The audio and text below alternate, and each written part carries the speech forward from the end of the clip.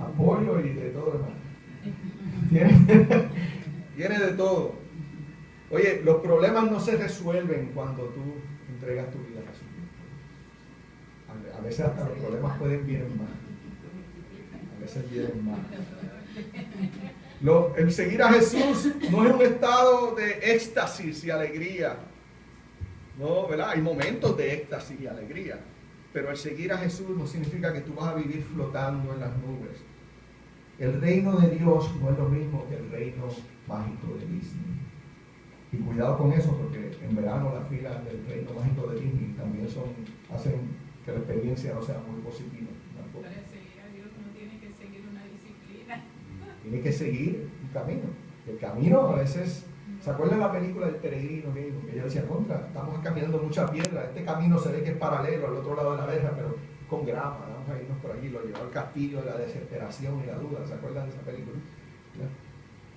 Pero oye, aunque Jesús es claro con los discípulos y le advierte lo que significa seguirlo a Él, lo que significa seguir a Jesús, y no solamente la disciplina. Martin Luther King decidió seguir a Jesús, ¿sabes? Y le costó la vida. Luchó por la justicia. Y a veces luchar por la justicia es difícil, pasó mucho sin sabores. ¿Cuántos vieron la película Selma? ¿Esa fue la película? Selma. Esa película es excelente. A mí me encantó. Esa película, Martin Luther King, fue increíble. Y ahí hizo vive cómo seguir a Jesucristo. Increíble. Pero a pesar de que podemos hablar de las vicisitudes y los problemas de lo que significa seguir a Jesús, y en medio de esas malas noticias, Jesús se toma un tiempo y les abre una cortina a su gloria. Y los discípulos, Santiago, Pedro y Juan, ven algo que necesitaban ver en ese momento, porque a lo mejor era un momento donde ellos estaban como decirle de baja, estaban acabando de recibir esa noticia de que Jesús, su maestro, su mejor amigo, sería muerto, que todo se dispersaría. Esas malas noticias de que iba a Jerusalén y iba a pasar algo malo. Jesús le dio el privilegio a ellos de que vieran la gloria de Dios. A pesar de que Jesús les dice a ellos que el que quiera seguirlo, que tome su cruz y sígame, Jesús también le abre esa cortina para que ellos puedan ver lo que es verdaderamente el reino de Dios, y que ser parte de ese reino es algo más grande que la vida misma, es algo más grande que cualquier riqueza terrenal, es más grande que cualquier experiencia que jamás ellos hayan vivido anteriormente. Es la manifestación de la gloria de Dios en todo su esplendor.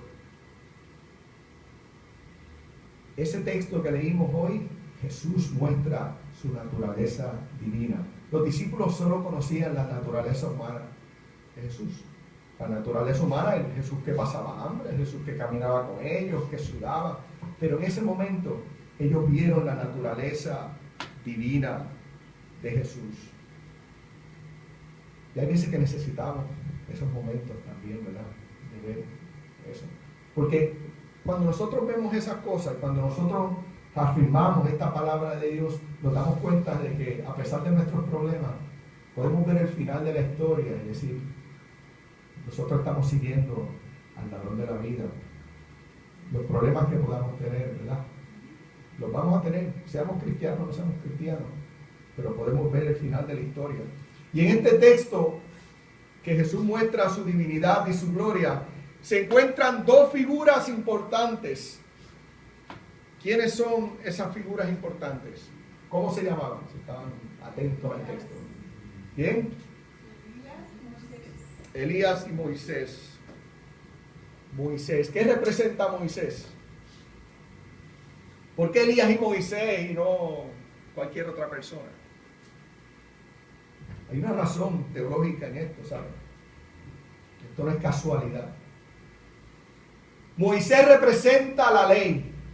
Para los israelitas, ¿verdad? Los israelitas, la ley y los profetas eran lo más importante. Y Moisés representa la ley, lo que le llaman en hebreo la Torá. Es lo más sagrado para el pueblo judío.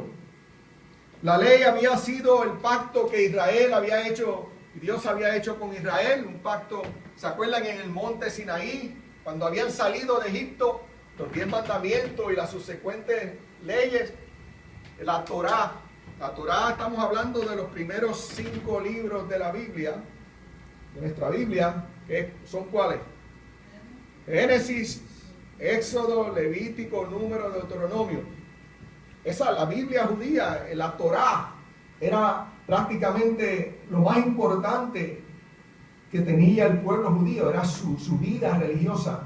Y Moisés se aparece en la transfiguración, en ese momento divino, porque Moisés representa la ley. Torá significa las instrucciones, un manual de instrucciones. La Torá, simplemente como cuando usted compra algún equipo que usted no sabe pegar, usted enseguida va al libro de instrucciones, el manual, para que sepa cómo hacer las cosas bien. Si no sigue el manual e improvisa, puede ser que cometa un error, ¿verdad? La Torá, la palabra Torá es instrucción, ¿verdad? Manual de instrucciones. Elías, por el otro lado, representa el otro elemento importante de la religión judía, y es los profetas. Esa es la otra parte de la ecuación. Los profetas representan la proclamación de esa misma ley. Y los profetas señalaban el pecado del pueblo. Los profetas hacían un llamado al arrepentimiento. Y por eso es que muchos profetas fueron perseguidos y fueron rechazados. En la religión judía, esos 2 elementos, después hay otro que se llaman las escrituras, los escritos, son importantes. Lo que se llama la Biblia judía, no sé si saben, se llama el Tanakh. Y está compuesta por la ley, por la Torá, Nevim y Ketuvim. La Torá es la ley, Nevim son los profetas, y los escritos es lo que se llama Ketuvim.